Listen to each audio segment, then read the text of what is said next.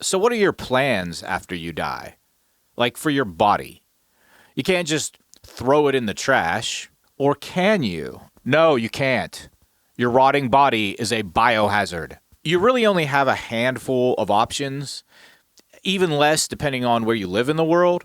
But we are going to go through them and rank them from suckiest to best.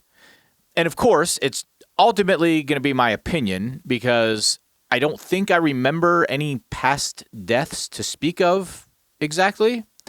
But that also means it's going to be biased against my own personal fears. So I'll try to contextualize those a little bit as I go. And however somebody's vessel is disposed of, it's not like the body's going to ultimately care.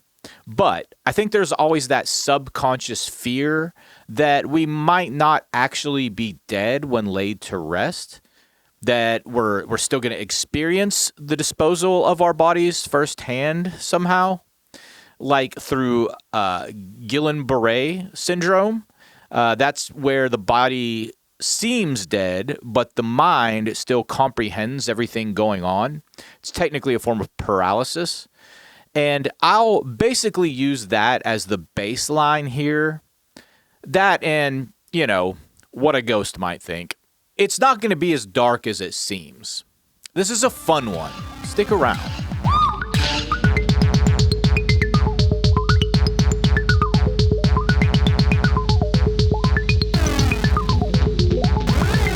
So, before we get started with number 4, I want to clarify that I will not be including the option of donating one's body to science in these rankings. That's more of a side quest for the body and not its actual end point. Usually, just certain parts are taken from the body before it goes somewhere else. And even when the whole body is used, like for medical school or forensic studies or whatever, it still typically gets cremated when all is said and done. So, to be clear, we're only ranking the terminus of each option, the end of the road. And spoiler, each of the 4 ends is made manifest by one of the 4 elements. Inevitably, your body will be taken by fire, air, earth, or water. So let's begin our rankings with the one of those that seems least appealing to me, water, burial at sea. Now, some people think drowning is a peaceful way to die. To me, it seems very isolated and uncanny, too foreign, like dying on another planet. Of course, if you're having a burial at sea, then you're already going to be dead when you go overboard. Unless going overboard is what gets you in the first place and no one can recover your body. So I'm sure there are some involuntary burials at sea, but it's that isolation and that movement away from the world that that makes me rank it last. It's the only one of these ways where the body moves away from its loved ones forever, instead of the loved ones moving away from the body or receiving the body back in a different form. So it's like the most terminal of the endings. Once that body falls and descends to the bottom of the sea, it's gone. No one can dig it up. No one can put it in an urn. No one really knows where it is. It would be an expensive pain in the ass to ever find it again. And like I said, this is the one way where the dead body moves entirely away from the living of its species. It's dropped and it goes all the way down. And by all the way down, I mean a 600-foot legal minimum depth. And maybe they love the ocean, maybe they love snorkeling, different strokes for different folks. But if your ghost gets stuck with the body, you won't have anyone to talk to, just a bunch of fish everywhere. And it would seem to me like a struggle to adapt there underwater as a ghost also. I could be wrong. I've heard of ghost realms or underwater realms and NDEs and stuff like that. But then there are also people who really love aquatic stuff and don't care for people at all. So again, it's subjective, and maybe a ghost or a zombie could make a good afterlife under the sea. But it seems so lonely to me, so out of the human element. Plus, again, the body is likely gone for good under the sea, though not necessarily, not absolutely. There's still a chance it falls into a dead zone where nothing will eat it and gets covered up in sediment and becomes a fossil. Then maybe in 1,000,000 years or even less, there'll be earthquakes that turn the sea into a desert. It happened in the Badlands. After all, the Badlands in South Dakota used to be under what was once called the Western Interior Seaway, and archaeologists have found all sorts of big fossilized fish and reptiles and shit there. So why not a human? It would take a perfect storm of events, of course, but nothing that hadn't happened before. And I mentioned there's a 600-foot minimum depth requirement. In addition to that, according to the Environmental Protection Agency, a burial at sea can also be no less than 3 nautical miles from the shore. If the deceased are being thrown out in a casket, then you have to drill 20 different 2-inch holes in it and band it with at least 6 metal straps, ropes, or chains so it doesn't pop open. Also, you have to add weights until you reach at least 300 pounds to make sure it sinks. That's kind of a lot of extra work. However, this is not the type of disposal that requires a casket, so if you forego the casket, everything except the minimum depth and distance from shore are just recommendations, but not rules, which is kind of funny, because, like, what if you threw your dead loved one in the water and they just floated out to sea on their back instead of sinking? Kind of weird, but kind of cool too, I guess. And of course, none of it except distance from shore applies when scattering cremated remains, but that doesn't count here. For our purposes, we would file that under a fire disposal instead of water. But in any of those 3 cases, with or without a casket, or as ashes being spread, you are still required to alert the EPA within 30 days. That's the only rule that applies to all circumstances here. So to recap, burial at sea ranks number 4 on our list because it is the most desolate and maybe the most horrifying as well if you're still alive. Stuck in a coffin as it floods with water and sinks down deeper into colder temperatures away from everything you knew? No thanks. Famous burials at sea include Robert Carradine, a bunch of Navy guys, and Osama bin Laden. There's also a lot of people who had their ashes scattered at sea, but that doesn't count. Coming in at number 3 on our list is the most common disposal option worldwide, in-ground burial, where the body is taken by the earth. And we're filing entombment and interment together under this one. Interment is when you go in the ground, and entombment is when you go inside a crypt or a mausoleum. Either way, the body is surrounded by earth, be that under the dirt or encased in a stone block. However you want to look at it. And even if you're under the ground, you're still sealed in a vault outside your casket to keep the ground from collapsing above. Don't know if you knew that. I also want to include arboreal burial here. Arboreal burial. That could be a band name. Maybe. Anyway, that's where you put the dead inside a tree trunk. And as a standalone, I think that would maybe be number 1, but it's super rare and doesn't really happen anymore. It was bigger with indigenous people of Indonesia and the Philippines and some other places. But again, since I'm doing these with regard to the elements, I think it makes more sense to put this with earth. It's an envelopment into the physical matter that makes the earth. Now, even though this earthen method in aggregate ranks at number 3, it's still the one I'm choosing for myself and also chose for my dead pets. What's good for them is good for me. The reason it ranks so low is because it's claustrophobic. And if we were splitting them up, arboreal burial wins by a lot for many reasons. But I'd have to sub-rank interment a little lower than entombment, perhaps, because if you were still alive when they buried you, then you're pretty much just stuck there. But in a mausoleum or inside a tree, you might have a chance. A crypt above ground is just easier access than below ground. Of course, if you couldn't move regardless or make a sound for help, then entombment might actually be worse because you're still stuck in a little coffin and the oxygen will last a lot longer in a crypt. So you'd die a lot slower if no one came to get you out. Plus, a single crypt is also usually a little narrower than a ground grave, too. But if you're in the coffin, I guess you wouldn't notice. Of course, you might be able to get a safety coffin made for you.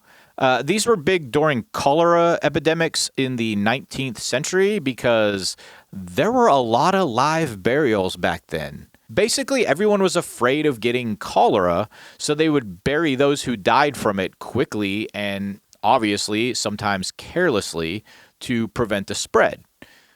Apparently, this was happening in 1 out of every 200 burials back then. 1 out of every 200. 200!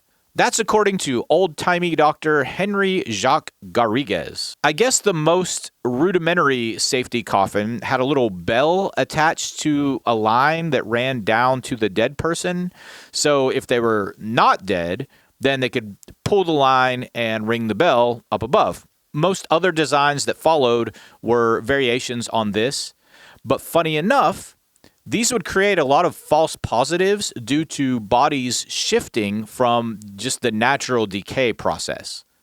So that's creepy as shit.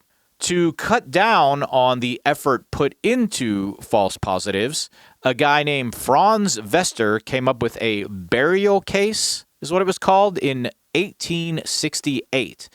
These burial cases had like a chimney kind of tube thing where you could look down at the face of the corpse. So then you'd know if they were actually alive or not by just looking at them. That's also pretty creepy, but kind of cool, kind of fun, really. Like, I'd be looking at a lot of corpse faces if they had those commonly in cemeteries. Like, that's cool, right? Some of the designs were set so air and food could be sent down to the supposedly deceased until they could be retrieved. There are also these premature burial vaults that can still be seen at Wildwood Cemetery in Loyalsock Township, Pennsylvania, which were equipped not only with air ducts, but fucking hand wheels inside. So a person could just turn the wheel, pop the door, and slide out. Nice! The last modern safety coffin was patented in 1995 by a guy named Fabrizio Caselli, and it had the works, an alarm, an intercom, a light, a heart monitor, and a breathing device. However, I doubt it sold very well because pretty much everyone was getting embalmed by 1995, and no one has ever lived after being embalmed. So hey, if you're one of those people that's like, I don't want to be embalmed because it's not natural, maybe you should take the chemicals. Better safe than sorry. And I might say that being buried underground alive would actually be equal, if not a little worse, than the burial at sea alive, because at sea, the water would rush in and drown you, which is quicker. You would just have to wait it out underground. However, if we look at it from the perspective of the dead or of their ghost, then I think there are just more benefits to having a specific place where everyone knows you're resting in peace.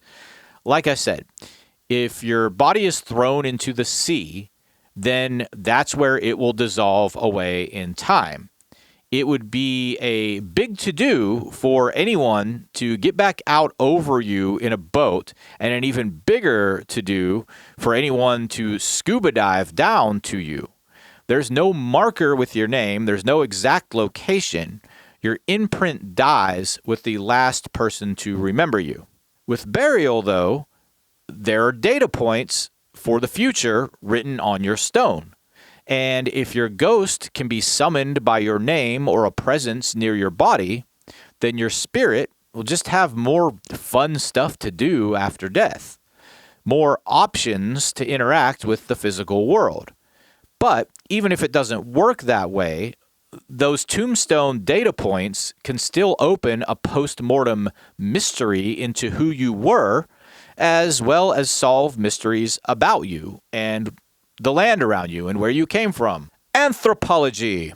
And yeah, I know it's popular to take that tough guy stance of cemeteries being wasteful and egotistical. George Carlin, in particular, had that bit on cemeteries. His quote is this: "Isn't it time we stopped wasting valuable land on cemeteries? Talk about an idea whose time has passed. Let's put all the dead people in boxes and keep them in one part of town. What kind of medieval bullshit is that? I say plow these motherfuckers up and throw them away. Or melt them down. We need that phosphorus for farming if we're going to recycle. Let's get serious."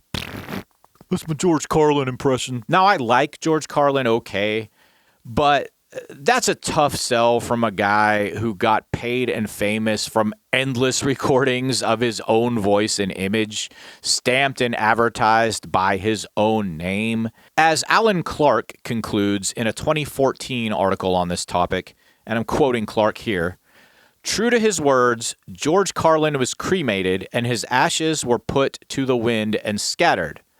But there's a monument to him, a star on the Hollywood Walk of Fame.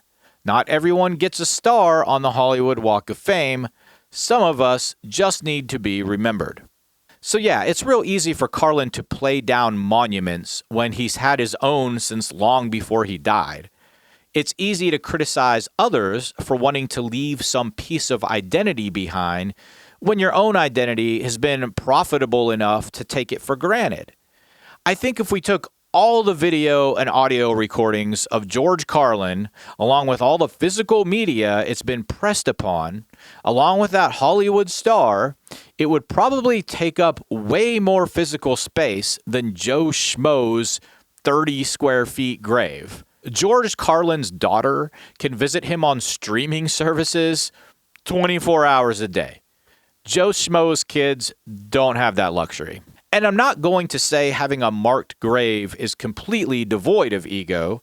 Obviously, it's maintaining the memory of an identity that's past, postponing an inevitable dissolution back into a field of oneness. But even in the more extreme cases, a traceable history is still a benefit to the living, even if it's just for fun and something to do. Take the Davis Memorial at Mount Hope Cemetery in Hiawatha, Kansas, for example. It's a very extreme grave that was built by a rich guy, John Milburn Davis, during the Great Depression after the death of his wife, Sarah.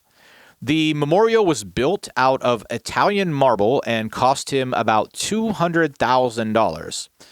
Everyone in town fucking hated this guy because he was spending all that money in grief while his neighbors were starving and struggling. And I get that very much. I agree. We should be holding the wealthy to some account. But grief is a very powerful thing itself. And in any case, it's still a really cool, weird place to visit all these years later. There's nothing else quite like it that I've seen. It's got 11 life-size statues of John and Sarah at different points of their lives, and also a statue of an empty chair that very succinctly, I think, expresses the loss.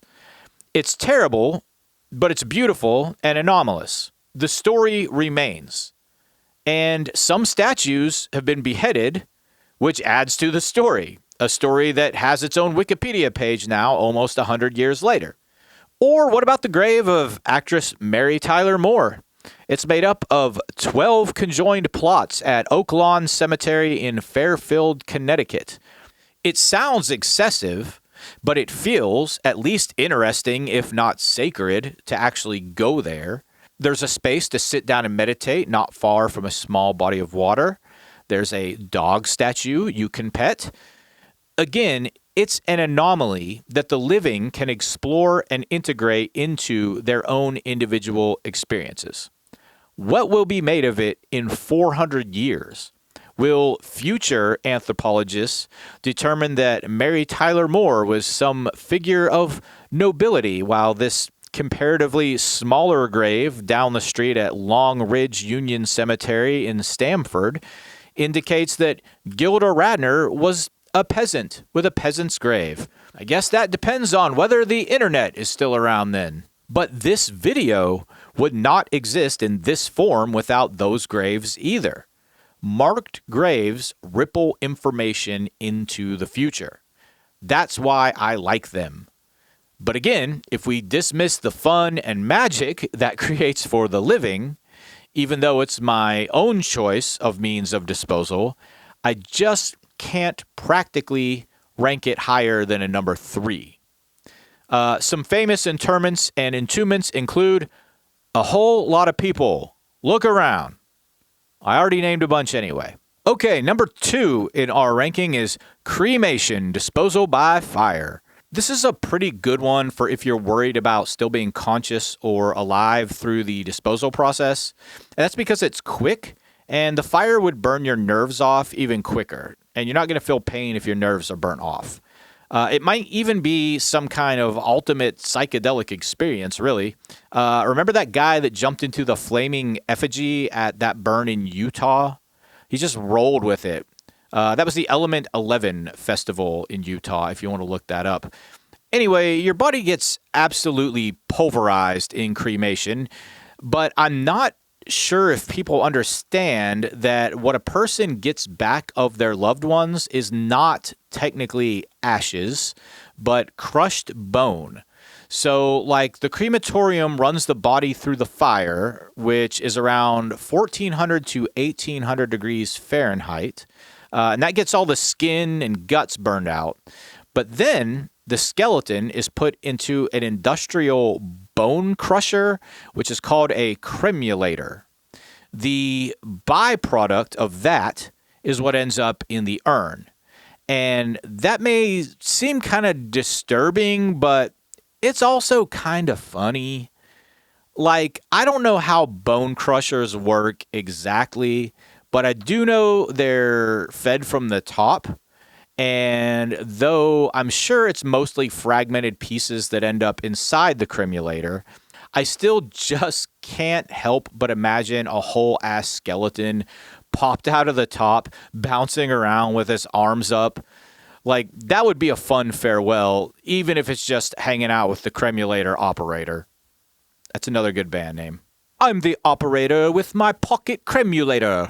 So yeah, cremation is a good one, but there is one big downside to it. To quote Michel Houellebecq, who I have mixed feelings about, I assure you, in his 2010 novel, The Map and the Territory, he says, "It seemed to him in some way anthropologically impious to scatter the ashes of a human being on the fields, the rivers, or the sea."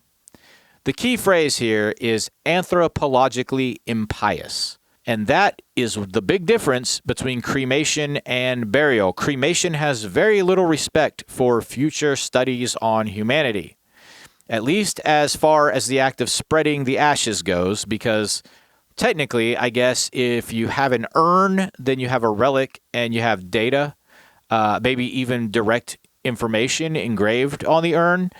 But to just spread the ashes away leaves no room for future study. No information to carry forward. Dust in the wind. Absolutely. But that's ultimately fine. The dead are as entitled to their privacy as anyone else. But all contributions to the future essentially stop right there, with exception, of course, to their personal effects. That's a whole other video, though. The point is that when we spread the ashes like that, we don't have a physical marker tied to a specific location.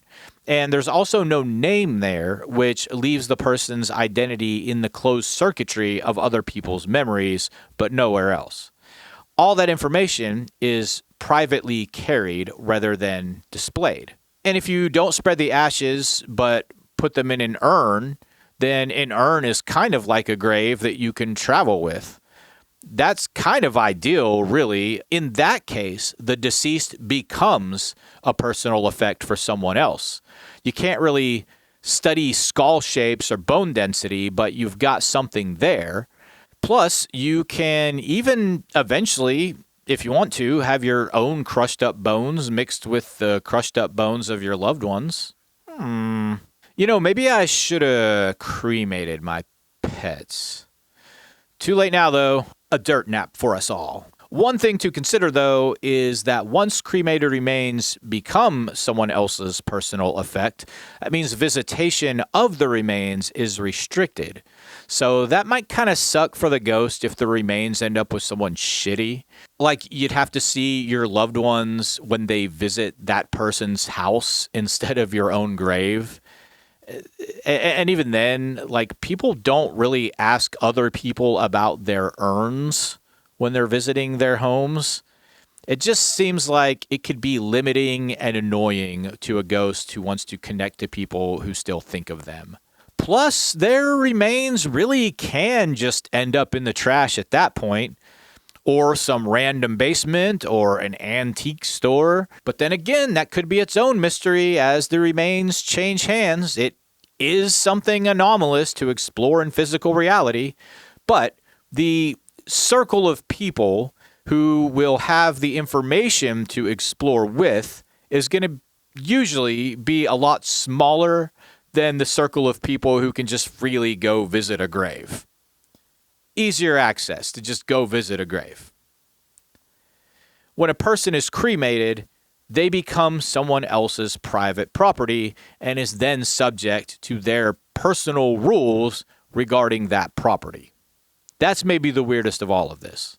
Some people who have been cremated include David Bowie, Prince, and Carrie Fisher, all who died in the terrible year of 2016. Prince and Carrie Fisher have their urns of ashes on display in different places, but Bowie left us nothing to see. His ashes were scattered in Bali, Indonesia, after a cremation in New Jersey. All right, so we've ranked the back 3 vessel disposal options so far, with fire being the most overall flexible and simplest, with a little bit of humor and very little fear to be had if you're not actually dead when they're getting rid of you. We ranked earth behind that because while it leaves information for the future, it's a little more rigid, a little more inconvenient, and way scarier if you're not actually dead. And in last place, we had water because it's lonely and claustrophobic at once, leaves no easily accessible information about the deceased, is super inconvenient, and sends the body away from its loved ones forever into a cold place. Ugh. So then, that leaves number 1 in our ranking, and of course, it's the one that is illegal in most of the world: sky burial, disposal by air. This practice is also known as Jator, and it is currently only practiced in some Central and South Asian Tibetan Buddhist communities. And even that is being cracked down on more and more by the modern world. But this is where the dead are either left on the tops of mountains or on towers, exposed for birds and the elements to basically just eat their bodies away. These towers are known in the Zoroastrian culture as Dogma, or the Tower of Silence. That's a badass name. The way it works is that the whole body is left out for vultures, who basically pick it clean. Then the caretakers, or whatever you call them, go back, bust up the bones with mallets, and ground them with something called sampa, which is a mix of barley flour, tea, and yak butter or milk. Then this concoction, sampa, is given to crows and hawks to eat. So there is some crazy magic here in letting your body get eaten by big birds and then letting them shit you down on the land below. Like you're raining down, your body is raining down in bird shit through the sky onto the land. And that is amazing. Like, that's powerful. I would love to have my remains raining down in vulture shit. However, the body is obviously manipulated in the process. It's not just one and done. They cut your hair off too, apparently, which, whatever, I got nothing to give there.